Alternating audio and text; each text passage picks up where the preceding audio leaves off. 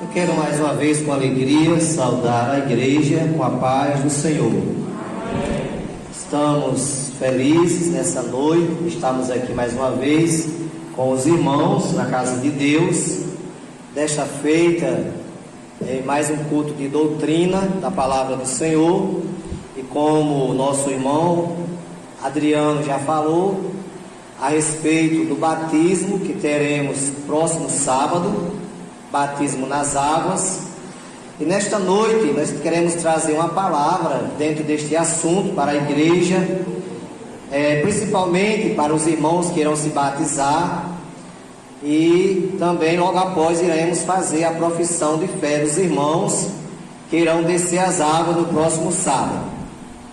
Temos feito uma leitura concernente ao batismo, e eu quero nesta noite aqui, irmãos, falar sobre um assunto muito importante e esclarecedor para as pessoas que desejam o batismo nas águas. Como o nosso irmão já nos antecipou, tem pessoas às vezes que não tem nenhuma proibição de se batizar nas águas e não se batizam, mas nesse sentido está havendo uma desobediência às ordenanças de Cristo. Jesus deixou duas ordenanças para que nós obedecêssemos. Primeira, batismo nas águas. O batismo nas águas é uma ordenança de Cristo que nós temos que obedecer. Lá em Mateus capítulo 28, versículo 19 e versículo 20, Jesus diz: portanto, ide, ensinai a todas as nações, batizando-as em nome do Pai, e do Filho, e do Espírito Santo, e ensinando-as a guardar todas as coisas que eu vos tenho mandado, e eis que estou convosco todos os dias, até a consumação dos séculos. Então é a ordenança de Cristo, o batismo nas águas. Temos também lá em Marcos capítulo 16, versículo 15, versículo 16, Jesus diz assim: ide por todo o mundo, pregai o evangelho a toda criatura. Aquele que crer e for batizado será salvo. Jesus aqui falou sobre a importância de obedecermos às ordenanças de Cristo. Como já bem falou o nosso irmão Adriano, não é que o batismo salva, mas é uma ordenança que nós temos que obedecer. É o batismo nas águas. E nós temos aqui um exemplo na Bíblia, o nosso irmão João Batista, o último profeta, porque Jesus falou que a lei e os profetas duraram até João. Então João Batista foi o último profeta a existir na terra. Hoje Deus pode usar em profecia, mas a questão de profeta só durou até João Batista. E João Batista foi o primeiro homem, a partir do Novo Testamento, a exercer a questão do batismo nas águas. João Batista, ele tanto pregava sobre o batismo, como ele mesmo realizava o batismo nas águas. Nós vemos lá no capítulo 3 de Mateus, versículo 11, quando João Batista batizava lá no Rio Jordão, João Batista dizia: eu vos batizo com água para o arrependimento, mas aquele que vem após mim é mais poderoso do que eu, cujas sandálias não sou digno de levar. ele vos batizará com Espírito Santo e com fogo. João Batista estava justamente falando a respeito de Jesus Cristo, que é aquele que vem após mim, justamente Jesus. E Jesus é o maior exemplo do batismo nas águas. Jesus, ele batizou-se nas águas com quase 30 anos de idade. Quase 30 anos. Aqui anula de uma vez a questão do batismo de crianças. O batismo de crianças não é bíblico, é antibíblico. Jesus não ensina ninguém a batizar recém-nascido. Os que assim o fazem pregando, ensinando a heresia, algo que não é verdadeiro. Criança, sim, se apresenta na igreja. Quando você traz o seu filho recém-nascido, com 1 mês, 2 meses, ou até mais, você apresenta na igreja. Agora, o batismo nas águas é quando a pessoa chega à sua idade adulta e sabe discernir o certo do errado e toma a decisão de seguir a Cristo, de aceitar o Filho de Deus. Aí sim, ele sabe que está liberto, sente que está liberto, sabe que nasceu de novo, porque ele sente o novo nascimento. Quando Nicodemos foi ter com Jesus, Nicodemos disse: Rabi, bem sabemos que és mestre vindo de Deus, porque ninguém pode fazer estes sinais que tu fazes se Deus não for com ele. Jesus disse: na verdade te digo, que aquele que não nascer de novo não pode ver o reino de Deus. Então, para acontecer o batismo nas águas, para a pessoa se batizar nas águas, ele tem que nascer de novo. Tem que nascer da água e do Espírito. É o que os irmãos vão fazer agora. Se batizar nas águas, porque nasceram de novo.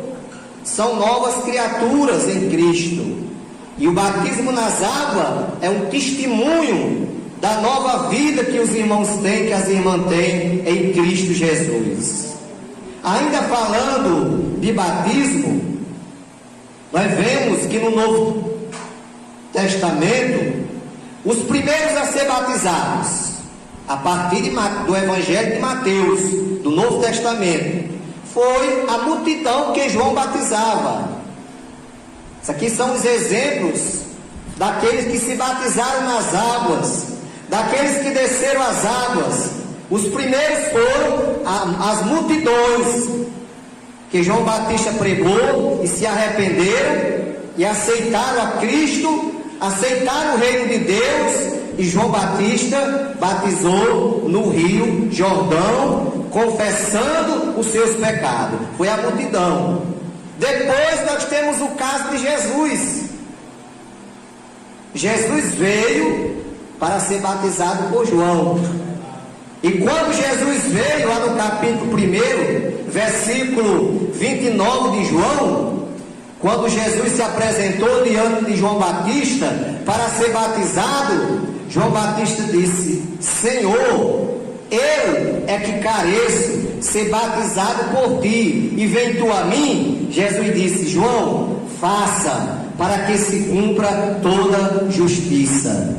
E a Bíblia diz que Jesus foi batizado por João Batista no Rio Jordão, e quando Jesus saiu da água, a Bíblia diz que se ouviu a voz do céu, que dizia: este é o meu filho amado, em quem me comprazo. E o Espírito de Deus desceu sobre Jesus em forma corpórea de uma pomba, e ali se fez presente o Pai, o Filho e o Espírito Santo. Ou seja, se fez presente naquela ocasião a Trindade: Pai, a voz; Filho, Jesus que estava na água; Espírito Santo, a pomba que vinha voando e pousou sobre Jesus. Ali se fez presente a Trindade Santa.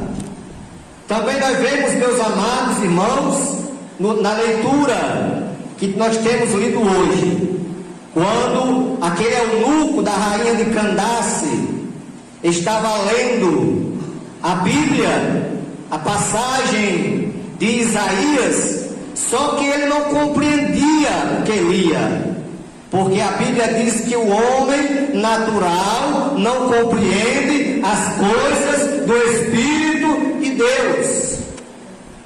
E Deus falou com Filipe.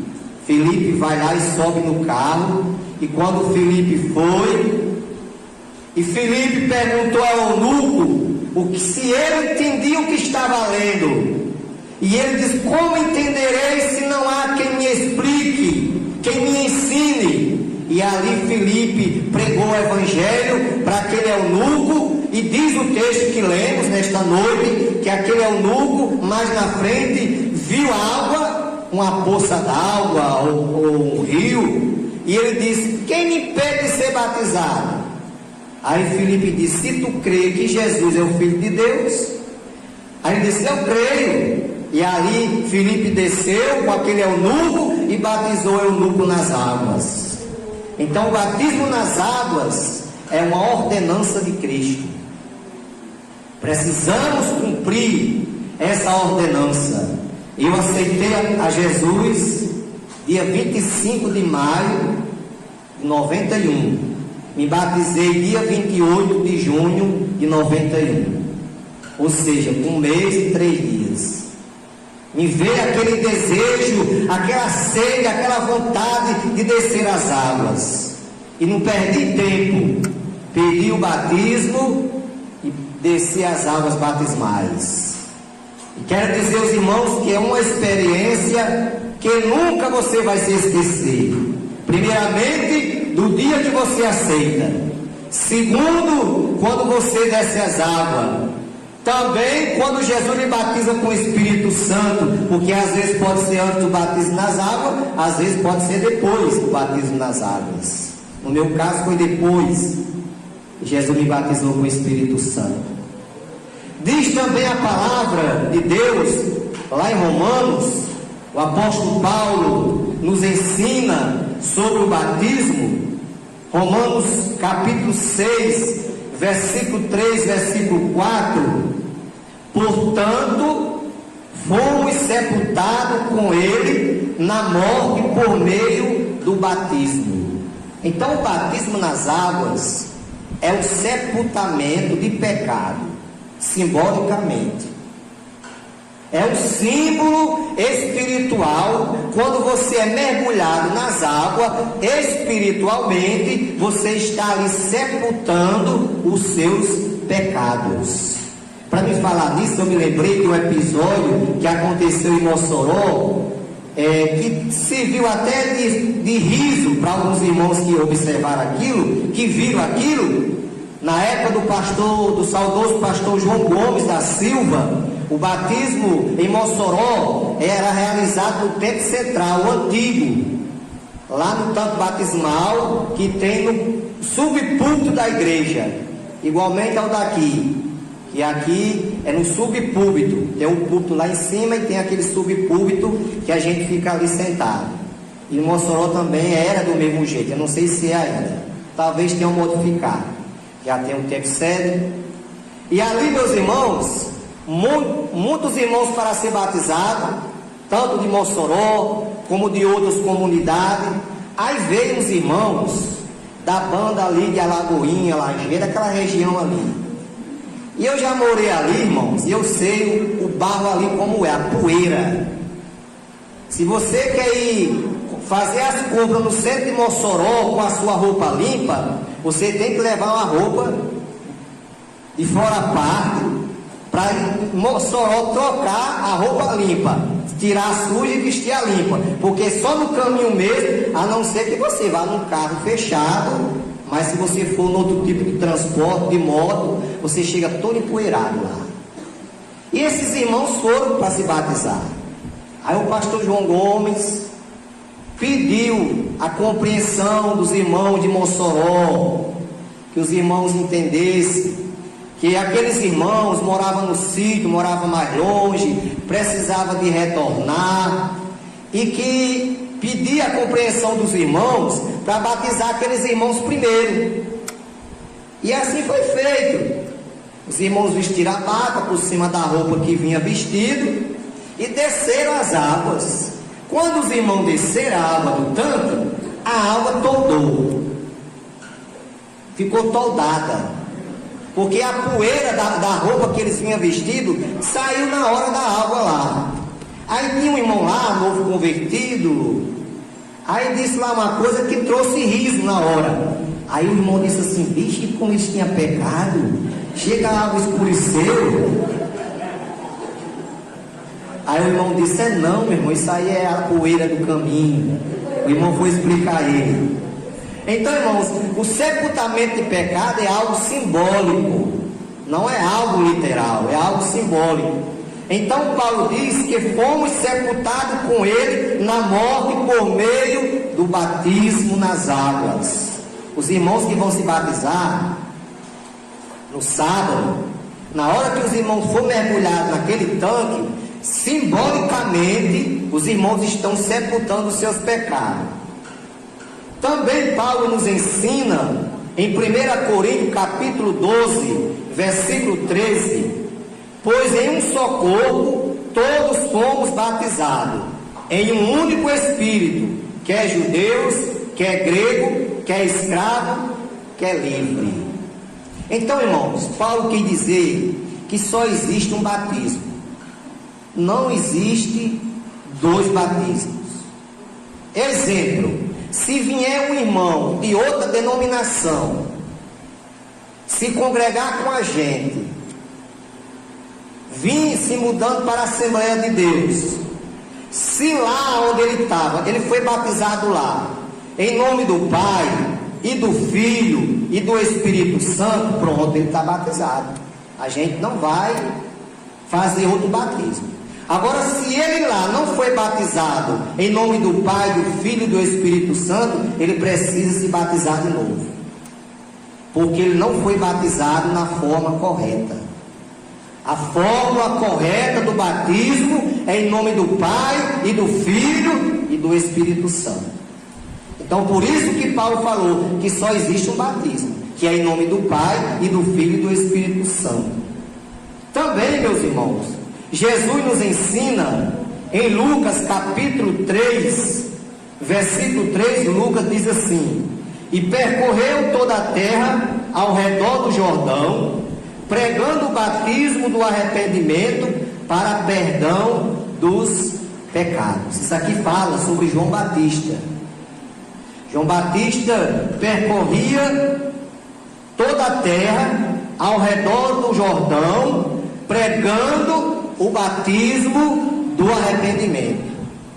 E se você for ler, você vai ver que multidões se arrependiam dos seus pecados e vinham ao batismo de João, e João batizava aquelas pessoas nas águas. Porém, muitas pessoas ali vinham querer ser batizadas, mas que não tinha ainda nascido de novo, não tinha passado pelo novo nascimento, queria se batizar do jeito que veio do mundo,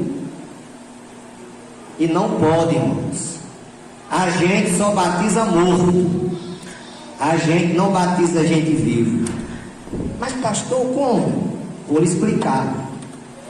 Só se pode batizar na igreja, nas águas, se você tiver morrido para o mundo. Se você ainda estiver vivo para as coisas do mundo, você não pode ser batizado. Sabe por quê? Porque você vai morrer depois, espiritualmente. Eu assumi uma igreja que o meu antecessor batizou 10 pessoas vivas para o mundo. Isso aqui estou falando espiritualmente, não é materialmente. Você sabe quanto dessas 10 pessoas escapou na igreja? Permaneceu? Uma. E essa mesma para dar trabalho. Era trabalhosa, irmão. Só a misericórdia de Deus. não queria obedecer à doutrina da Assembleia de Deus, ao ponto de me encarar juntamente com a minha esposa, e dizer que não obedecia porque a doutrina da Assembleia de Deus era coisa de homem. Esse negócio de roupa que as irmãs usam, os irmãos, isso é coisa de homem, eu não obedeço. Aí eu disse: espera aí, irmão, só posso lhe ajudar se a irmã nos ajudar também. Se a irmã estiver disposta a obedecer a doutrina da igreja, eu posso lhe ajudar. Mas se a irmã não estiver disposta, eu não posso fazer nada pela irmã. Porque ela queria cargos na igreja. Quando eu cheguei lá, era a segunda regente do conjunto. O meu antecessor colocou ela como segunda regente do conjunto. Sabe de que forma ela vinha ensaiar com as irmãs? De short. Cada ensaio era uma confusão. Sabe onde é que ia terminar essa confusão? Na casa do pastor. Que só sobra para o pastor e a esposa do pastor. Aí o que foi que eu fiz? Conversei com ela, com minha esposa, né? Se reunindo com ela. Conversei: minha irmã, a irmã tem que saber que a nossa doutrina, isso aqui não é doutrina de um não, está na Bíblia. Se está na Bíblia, é doutrina. E a Bíblia fala sobre vestes. Não vista o homem roupa de mulher, nem mulher roupa de homem. Está na Bíblia. Isso no Antigo Testamento, no Novo Testamento também tem. Se a irmã quiser obedecer, eu posso lhe ajudar. Agora, se a irmã não quiser obedecer a doutrina da igreja, eu não posso fazer nada pela irmã. Aí ela saiu da assembleia, foi para uma igreja que tinha lá, que lá dava certo para ela. Porque realmente ela estava no lugar errado, irmão. Tem gente que quer ficar na Assembleia de Deus, mas o lugar dele não é na Assembleia de Deus. É noutra igreja que é liberal lá, que ele quer fazer tudo que quer, e na Assembleia de Deus não aceita isso. Então ela foi para o lugar certo, uma igreja que tinha lá, que era liberal, fazia tudo que queria, né?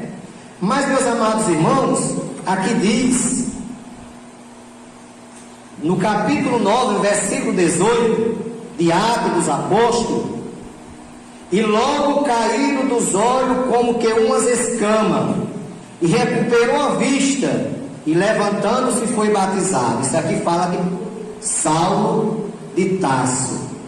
Os irmãos conhecem a história de Saulo de Tarso, um perseguidor do Evangelho. Pediu carta para Damasco para perseguir a igreja de Damasco, mas no meio do caminho, próximo a Damasco, Jesus se apresentou para Saulo, em um resplendor de luz do céu. Saulo caiu por terra cego, passou 3 dias sem ver. Aí Deus fala com seu discípulo Ananias e diz: Ananias, vá e ora por Saulo. E Ananias daqui recuar, porque Ananias não tinha conhecimento, não sabia se ele tinha tido esse encontro com Cristo. E Jesus falou para ele: vá, porque ele é para mim um vaso escolhido para levar o meu evangelho aos gentios. E Ananias foi e orou por Saulo, e caiu como as escamas dos seus olhos, e Saulo recuperou a sua vista, agora passou a se chamar Paulo, e logo foi batizado nas águas. De imediato Paulo foi batizado nas águas. Então o batismo nas águas é uma ordenança de Cristo. É Cristo quem ordena. E é algo que precisamos obedecer, a questão do batismo nas águas. Paulo também nos ensina em Colossenses 2:12. Colossenses 2:12. Sepultado com ele no batismo, nele também ressuscitado, pela fé no poder de Deus, que o ressuscitou de entre os mortos. Os irmãos que vão se batizar, as irmãs, como já falei agora, só aqui reforçando, quando os irmãos forem mergulhados na água, ali espiritualmente, o irmão está sendo sepultado. Os seus pecados serão sepultados. Quando o irmão sair da água, o irmão está sendo ressuscitado, já de uma forma diferente. Por quê? Porque os pecados ficaram sepultados. O irmão agora realmente passou a ser um membro do corpo de Cristo, um membro da igreja. Porque o batismo nas águas faz com que você passe a ser membro da igreja, do corpo da igreja. Então, a primeira ordenança de Cristo, batismo nas águas. Segunda ordenança, Santa Ceia. Os irmãos no sábado já vão ter a primeira oportunidade de cear, porque o batismo é de manhã e o culto à noite é o culto de Santa Ceia. Então os irmãos vão estar lá à noite para tomar a primeira ceia, participar da primeira ceia do Senhor. Então a ceia do Senhor também é uma ordenança de Cristo, que devemos obedecer. Lá em Lucas capítulo 22, versículo 19 e versículo 20, Jesus diz assim: tomando o pão, deu graças, partiu e o deu aos discípulos, dizendo: isto é o meu corpo, dado em favor de vós, faça isso em memória de mim. Da mesma forma, depois da ceia, tomou o cálice, dizendo: este é o cálice da nova aliança, no meu sangue derramado por vós. Então, quando Jesus celebrou a primeira ceia lá com os discípulos, ele tomou o pão, partiu, deu graça e deu aos discípulos e disse: tomai e comei. Logo após, entregou o cálice: tomai e bebei todos. O pão, espiritualmente, aquele pedacinho de pão que você pega na ceia, espiritualmente, simboliza o corpo de Cristo. Você está participando do corpo de Jesus, espiritualmente. E aquele cálicezinho, naquele copinho que você pega naquele cálice, aquele líquido que você bebe, representa espiritualmente o sangue de Jesus. Então tudo é espiritual, nada é literal. Tem gente pregando literalmente. Tem muita gente aí, irmão, pregando heresias, dizendo que aquele pão realmente é a carne de Jesus, literalmente falando, que aquele suco, aquele líquido, literalmente é o sangue de Jesus. Mas não é verdade. Isso aqui é um ato simbólico, é um ato espiritual.